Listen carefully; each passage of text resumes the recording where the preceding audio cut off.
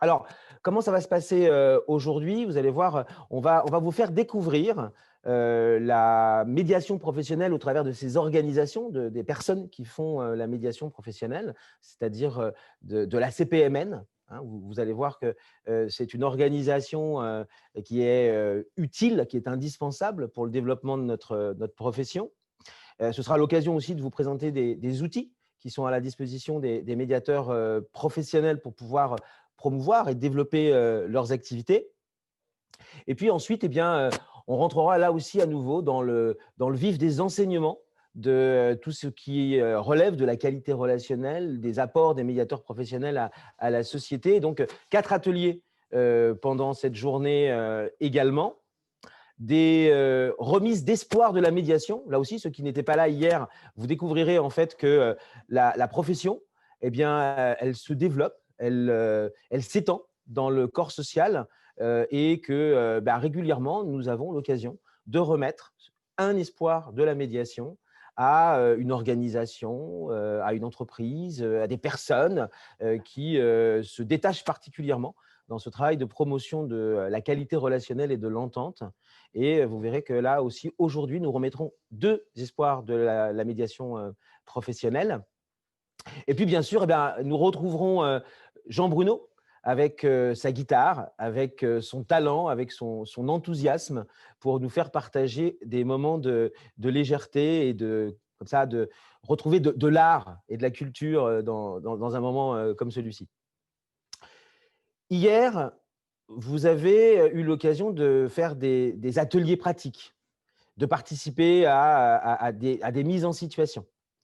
Eh bien, aujourd'hui, on va également avoir l'occasion de vous proposer ce type d'activité et on va commencer par une activité, en fait. Ça s'appelle la fabrique à slogan. Alors, quand je dis on va commencer, c'est pas qu'on va la commencer et que vous allez la faire maintenant, tout de suite. Vous allez pouvoir contribuer tout au long de la journée autour de cette activité. À la médiation professionnelle, à la CPMN, nous avons un slogan et c'est un médiateur, une mission, un résultat. Eh bien, ce que nous vous proposons, c'est de mettre en ébullition votre créativité, en contribution pour tout au long de cette journée et de nous envoyer dans le fil de la discussion, dans la conversation, vos propositions de slogans. Et moi, j'ai envie de vous donner un conseil pour cette séquence. J'ai envie de vous inviter tout simplement à piller, à vous inspirer de toutes les bonnes idées que vous voyez autour de vous. Et on espère qu'à la fin de cette journée, on vous fera un retour. Peut-être qu'on va avoir comme ça des surprises. On vous fera un retour sur les différentes propositions, peut-être les meilleures propositions que nous aurons pu avoir concernant cette fabrique à slogan. Alors, j'ai commencé et je ne me suis pas présenté. Un certain nombre d'entre vous me connaissent, mais d'autres découvrent. Je suis Henri Sandros Mila et je suis le président de la CPMN. La CPMN, c'est la Chambre professionnelle de la médiation et de la négociation. C'est la première organisation syndicale de médiateurs professionnels et c'est d'abord, en fait, une sorte d'instrument de structuration et de garantie des interventions des médiateurs professionnels.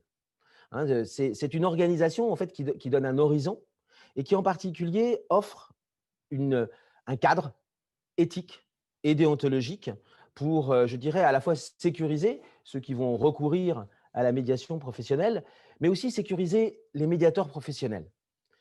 Parce que, en fait, vous avez pu entendre hier que s'il y a quelque chose sur quoi nous mettons l'accent avec ce projet d'entente sociale, c'est sur l'humain. Et en fait, nous n'oublions jamais à la médiation professionnelle, à la CPMN, que les médiateurs, eh ben, ce sont d'abord des humains. Et que les médiateurs, évidemment, ils vont d'autant plus sereinement mettre en œuvre leurs interventions qu'ils vont avoir un cadre précis, un cadre structurant, avec des orientations éthiques et déontologiques précises. Vous verrez tout à l'heure, hein, ça va nous occuper une petite demi-heure, trois quarts d'heure dans quelques instants. Nous vous présenterons plus précisément cette organisation. Mais avant nous le fassions avec quelques collègues qui vont me retrouver ici, j'aimerais vous raconter une histoire. Cette histoire, c'est l'histoire du sage, du doigt et de l'idiot. Alors, un jour, un idiot rencontre un sage. Est-ce le jour? Est-ce la nuit? En réalité, on ne sait pas.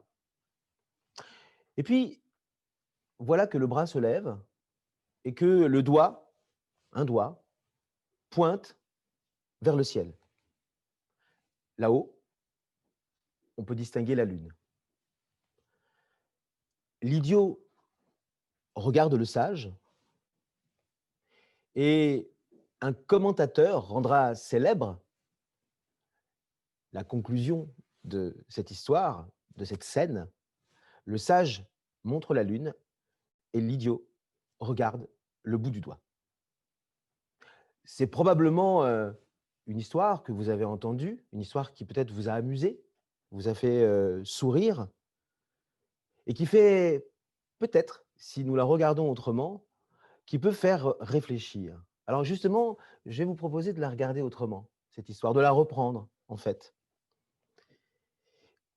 Si nous la reprenons, cette histoire, eh bien, nous nous apercevons que elle nous rappelle que celui qui ne fait pas ce qu'on attend de lui, eh bien, très souvent, il est considéré de toute la hauteur d'un savoir comme ça supposé, non sans paternalisme, comme un idiot ou un imbécile. Mais peut-être pouvons-nous nous poser des questions qui vont éclairer cette fable différemment. Pourquoi le sage regarde-t-il si haut? L'idiot n'est-il pas judicieux à regarder l'index brandi du sage dans une direction lointaine et donc à regarder et à pointer vers une cible très hypothétique? N'est-il pas plus sage de désigner un horizon plus proche que cet horizon extrêmement lointain? Alors, une chose est certaine, c'est que probablement l'index est beaucoup plus accessible que cette lune qui est pointée et qui est montrée très loin. Alors, peut-être pourrions-nous nous dire qu'au lieu d'un idiot, en réalité, c'est un pragmatique que nous avons.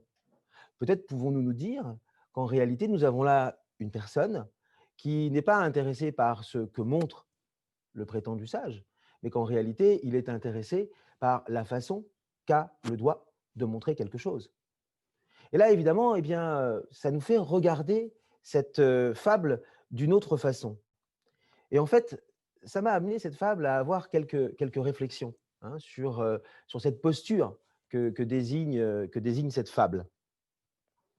Ça m'a fait penser à quelque chose que nous développons à la CPMN, qui est en fait qui est une posture. C'est la posture de la libre décision, c'est la posture de la réflexion, c'est la posture en fait d'une démarche qui vise à faire que chacun puisse décider.